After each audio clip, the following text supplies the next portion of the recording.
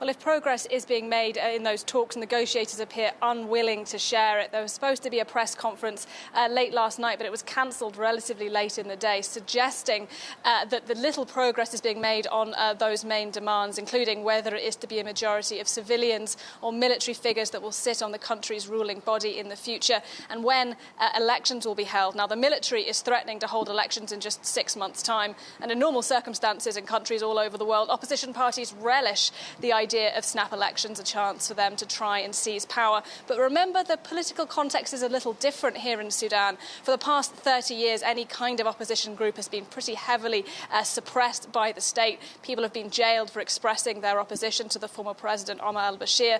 And that's meant that there isn't one figure, an opposition candidate who's really well known, who's waiting in the sidelines, who's popular in this country, who could swing to power very easily. So the opposition say they want to wait before elections are held. But if talks continue to flounder, it may be that snap elections are called relatively soon here.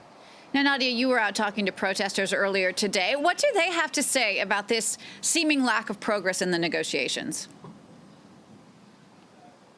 Protesters really are becoming increasingly frustrated, and by and large, they don't trust the military council to negotiate fairly. In fact, they're accusing the military of playing dirty tricks. One trick, for example, that protesters are saying that the military is allegedly doing is deliberately lengthening the amount of time that power cuts go on in the day here in Sudan. Now, there are often power cuts here, but they're particularly long at the moment. And the allegation being put forward by protesters is that this is a deliberate strategy to turn public support away from protesters in the streets. Now, that, for the moment, is just a rumour, but it was given some credence yesterday when we saw electricians at the state-run electricity company go on strike, side with the protesters, and telling their bosses, you need to tell the truth to people about why these strikes of the electricity have been going on for such a long time now. And we did see some small scuffles here in the city yesterday between protesters and strikers on the one hand and the army on the other. Now,